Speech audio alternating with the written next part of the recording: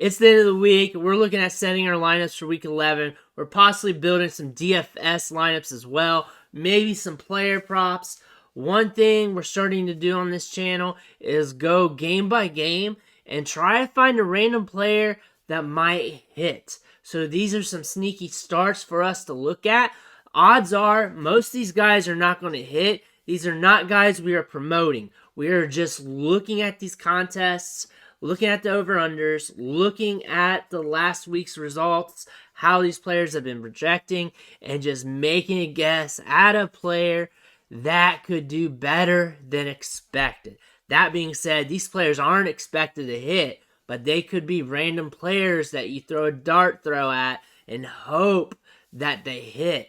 And I got 13 for you today because I got 13 games between the Sunday games and the Monday night game. First one we're going to look at is the Carolina Panthers at the Baltimore Ravens. 41.5 over under. And looking at this contest, the player I think that could come out of nowhere, Demarcus Robinson, wide receiver for the Ravens. Last 3 games had 12 targets and 109 air yards. So the volume's there. That volume could allow him to get some production. Carolina ranks 21st against the pass. So all things are pointing good if we can get some targets to the wide receivers in this game. That's one thing the Ravens don't really do. They either run it with the QB or the running backs, or it goes to the tight ends. But if it does go out to the receivers, Robinson could have a decent game here. Looking at our next game, and a lot of good probabilities here. It's Chicago Bears at the Atlanta Falcons. 49 over under, so that's pretty high here. Vegas is expecting this to be a higher scoring game. The player I'm looking at for this game is Chase Claypool for the Chicago Bears. And the reason why is, one, it's supposed to be a higher scoring game. Atlanta's been allowing 280 passing yards per game. He's getting a 17.8% target share over the last 2 games.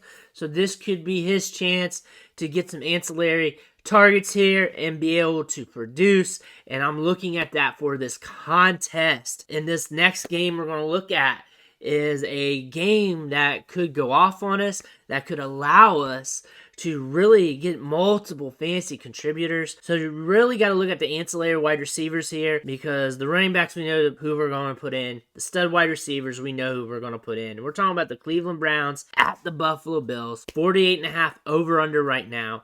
That being said, I'm looking at the Browns side of things. Donovan PeoplesJones for the Browns here. 19 targets in his last 3 games, a 24.4% target share. The Bills offense could push that, which means the Browns may have to throw it a little bit more. Donovan PeoplesJones is getting some volume.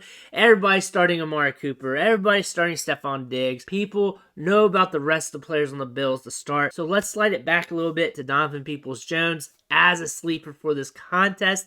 Not a super sleeper, though. We've talked about him a lot on the channel. A lot of other people have been talking him up as well because he is trending upward. This next contest is very interesting because it could go either way. It could be a high-scoring game.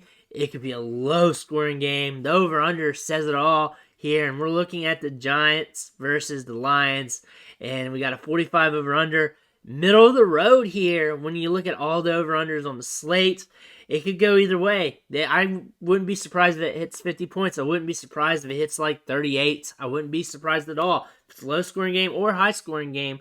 But the player I'm going to look at here is Darius Slayton for the New York Giants. Leads the team with 16 targets in the last 3 games, 202 air yards. He is a deep ball threat. You can chuck the ball to him, and he's getting a large portion of the targets. He is startable in redraft. A lot of people will be looking at him. He is kind of sneaky as well. Also, during those 3 games, he caught 11 balls for 219 yards. So not only is he getting volume, he's being productive. A lot of people's been picking him up. I look at a lot of fantasy gamers using him in the flex this week. The next contest, here's a doozy. I did not know who to pick. It's the LA Rams at the New Orleans Saints. The players here that you know the ball's going to, everyone's starting them. There's a lot of jabronis in this game. So I figure I'd go with the King Jabroni that everybody loves or hates, because I can tell because I do a bunch of videos on him. We got 39 over under, so Vegas thinks this is going to be a low scoring game, which it should be. Kyron Williams, and he's a sneaky start because you really shouldn't be starting him. You really shouldn't. I'm not advocating. I'm saying don't start him. but he could be sneaky for us because the Saints are a bit of a run funnel here. So they're a little softer against the run, but they do allow 200 passing yards per game. The thing is, this could be where the checkdowns could be happening for Williams, especially if he's getting targets, even if it's later in the game. He gets used in the passing game. A lot of his snaps are him running routes. That could equate to him catching a few balls, getting some targets. I'm talking about him getting like 4 or 5 balls coming his way and getting some carries. So nothing where he could blow up, but something where he could be like a Konami code running back, just getting a few checkdowns here and there. The next contest we're going to look at is a doozy. It's ugly. 38 over under, and everyone knows who to start in this game and who not to start. So we still got to pick an ancillary jabroni. And the contest we're looking at is the New York Jets at the New England Patriots. It was tough pickings in this game, but I'm going to have to go with Denzel Mims of the New York Jets. He's getting deep targets, has 121 air yards in his last 2 games, a 12.1% target share though. Slow volume game, so the volume's not going to be there, but if he connects on a deep target or two, we could get something out of Denzel Mims. This next matchup isn't as bad as the other two. We could get some fireworks. We know who's getting the ball in this game. We're talking about the Philadelphia Eagles at the Indianapolis Colts. 45 over under. Kind of going a little chalky on this one compared to the others, but we're going to go with Paris Campbell. Caught 7 catches off 9 targets in his last game. Eagles are tough against the pass. However, Campbell's been getting the short targets, so that might be something the Colts want to go with. Just giving him the short to intermediate targets and letting him work off the yak. So that is something I want to look at here, see if he can catch some volume. And I don't want to say it, but we got another ugly game coming our way here that we got to talk about. Washington Commanders at the Houston Texans. 41 over under, and it's super ugly. You know who to start from this game because the same dude's getting the ball. I also want to promote a running back because I got to promote a running back sometime. I'm going with Brian Robinson here. 16 touches per game in his last 3. I know he's sharing the rock with Antonio Gibson. Antonio Gibson gets the passing work. I'm not promoting one over the other here. I would prefer Gibson, really, but Robinson here is in a good spot, considering Houston's allowing 181 rushing yards per game, last in the NFL, and this could allow him to get some opportunity, some rushes between the tackles, and maybe some goal line attempts as well.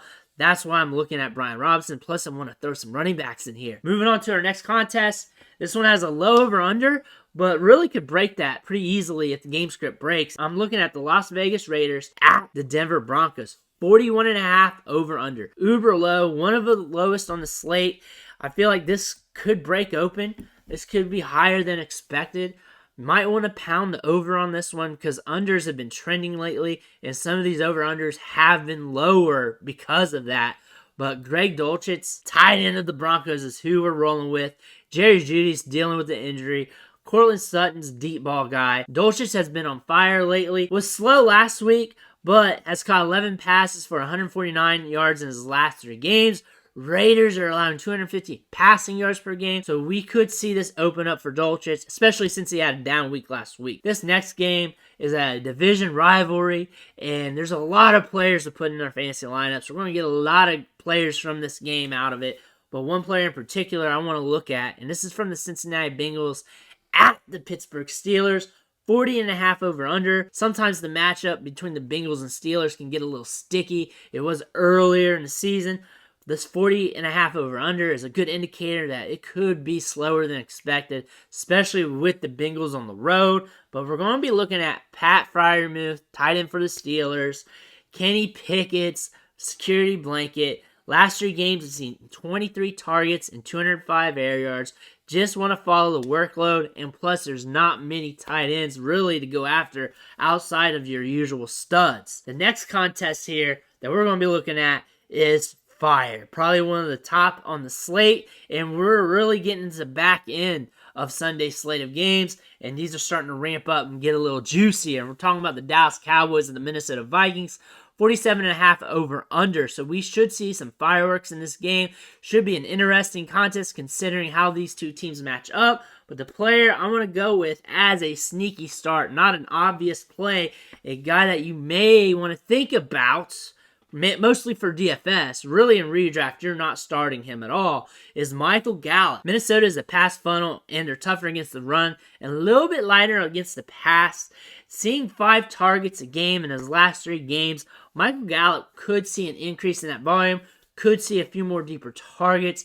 Minnesota can really push the pace on offense, which could push the pace for Dallas's offense, meaning that's why we got the higher over-under. So we could reach 50 points in this game, 60 points in this game.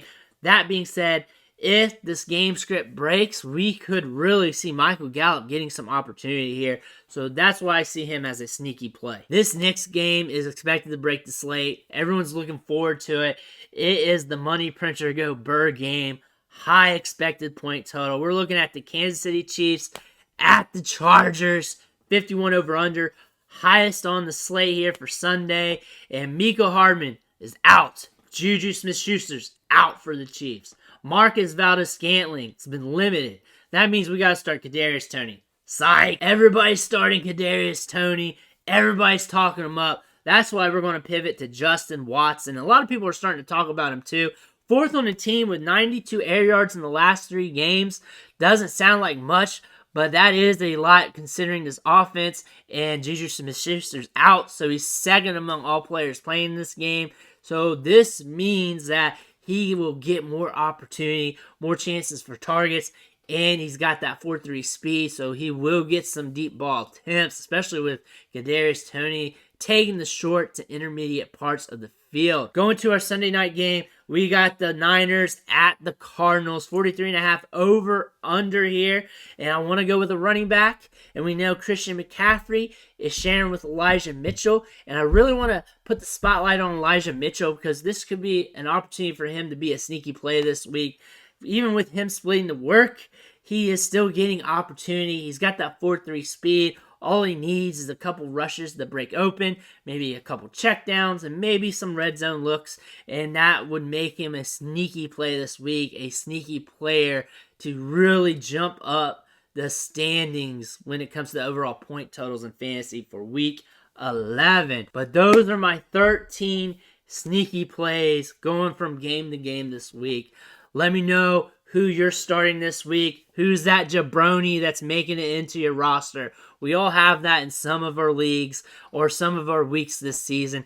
Who is that guy you're just scared to start? I want to hear about it. Drop that in the comments. Make sure you hit that subscribe button on the way out. I'm only here to help you with all kinds of suggestions here for waiver wire pickups, stash plays, sneaky starts, anything I can really find. And then we're going to get really heavy when it comes to the draft season.